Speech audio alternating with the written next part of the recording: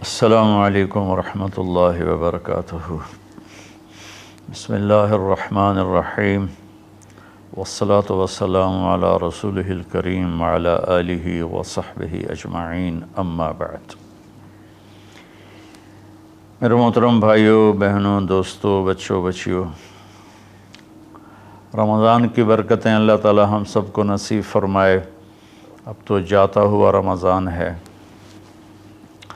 ایک مرتبہ اللہ کے نبی صلی اللہ علیہ وسلم اپنے صحابہ سے فرما رہے تھے کہ بنی اسرائیل میں 4 انبیاء تھے جنہوں نے 80 سال اللہ کے راستے میں جہاد کیا۔ تو صحابہ افسوس سے کہنے لگے، یا رسول اللہ، ہماری تو عمر بھی 80 سال نہیں ہوتی، کم لوگ ہی اس عمر تک جاتے ہیں، اور جب 80 سال کے ہو جاتے بھی ہیں تو کسی کام کے نہیں رہتے، تو پھر وہ تو ہم سے بہت آگے نکل جائیں گے۔ تو میں قربان جاؤں ان صحابہ پر جن کی دلداری کے لیے اللہ قرآن اتارتے تھے۔ سبحان اللہ۔ ایک واقعہ یاد آ گیا، ایک آیت آئی، لا یستوی القاعدون من المؤمنین والمجاہدون فی سبیل اللہ۔ یہ آیت آئی کہ گھر میں بیٹھنے والے اور جہاد کرنے والے برابر نہیں ہیں۔ جب آپ نے یہ آیت سنائی تو اس محفل میں ایک صحابی بیٹھے ہیں، عبداللہ بن ام مکتوم، وہ نابینا تھے۔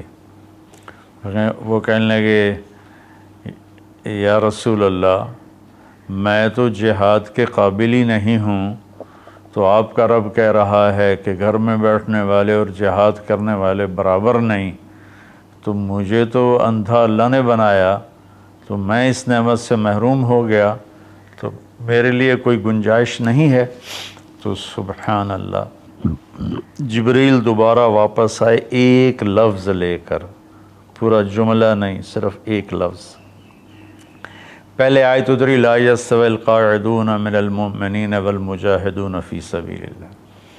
تو ابھی عبداللہ بن ام مکتوم کی فریاد ختم ہوئی کہ جبریل اتر آیا کہ یا رسول اللہ، اللہ فرما رہے ہیں، اب اس آیت کو یوں پڑھا جائے، لا یستوی القاعدون من المؤمنین غیر اولی الضرر والمجاہدون فی سبیل اللہ، کہ جو لوگ گھر میں بیٹھے ہوئے ہیں اور ان کو کوئی عذر نہیں ہے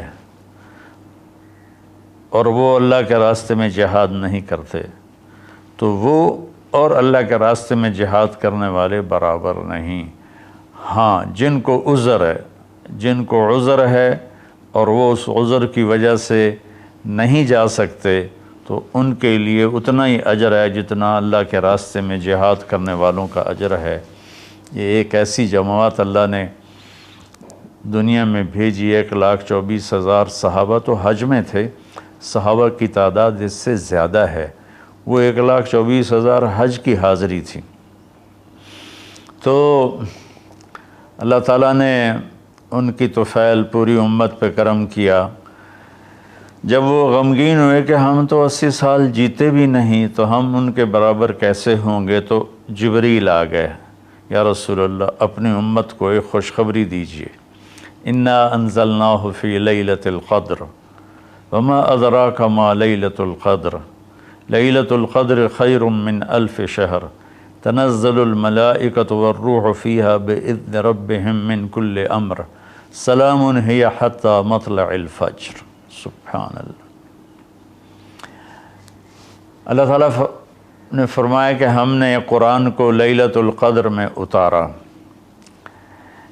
آپ پر جو وحی آئی، جس وقت آپ کی عمر 40 سال اور 6 مہینے اور 10 دن تھی۔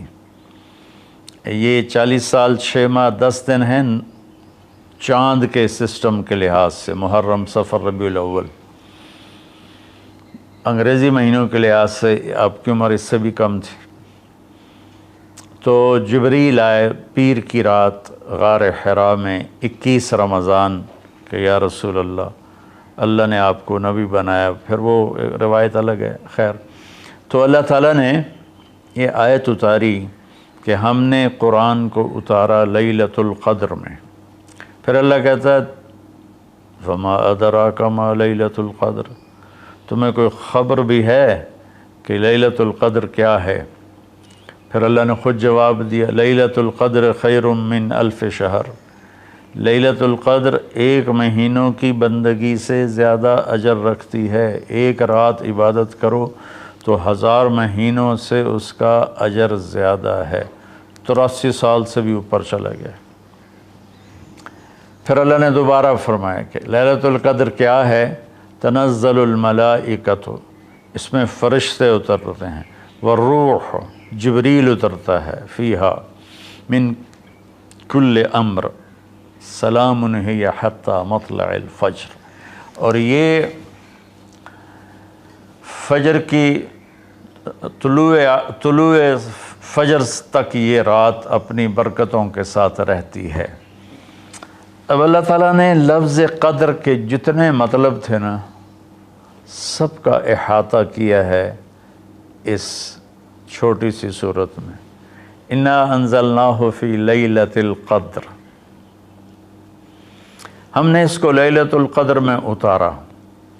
وما ادراک ما لیلۃ القدر، تمہیں پتہ ہے لیلۃ القدر کیا ہے؟ تو قدر کا معنی قیمت بھی ہوتا ہے، تو اللہ نے کہا لیلۃ القدر خیر من الف شہر، کہ اس کی قیمت 1000 مہینوں سے بھی زیادہ ہے۔ قدر کا معنی تعظیم بھی ہوتا ہے، تو اللہ تعالیٰ نے اگلے میں یہ ارشاد فرمایا کہ یہ ایسی تعظیم والی رات ہے کہ جبریل بھی آتا ہے زمین پر اور فرشتے بھی آتے ہیں زمین پر۔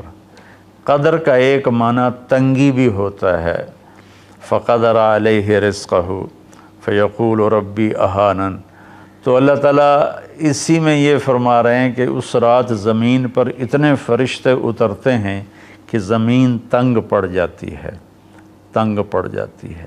اور قدر کا معنی پیمائش بھی ہوتا ہے، تو اللہ تعالیٰ نے کہا سلام ہی حتی مطلع الفجر، اس رات کی لمبائی چوڑائی کیا ہے؟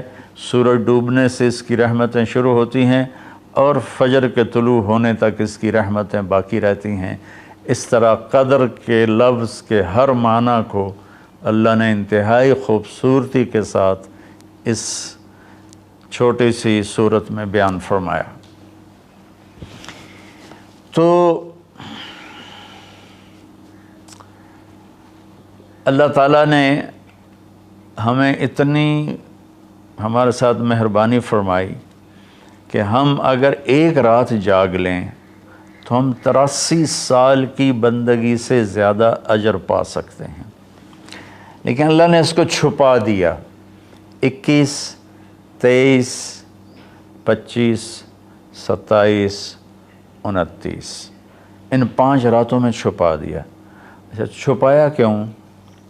کہ اگر اللہ تعالیٰ بتا دیتے کہ فلاں رات ہے، اور اللہ کو تو پتہ تھا کہ آگے آنے والی امت غافل ہوگی، تو متعین ہونے کے بعد پھر کوئی غافل ہوتا، نافرمانی کرتا، کوئی برا کام کرتا تو پوری امت پر عذاب آ سکتا تھا، تو اللہ تعالیٰ نے اپنے فضل سے اسے چھپا دیا۔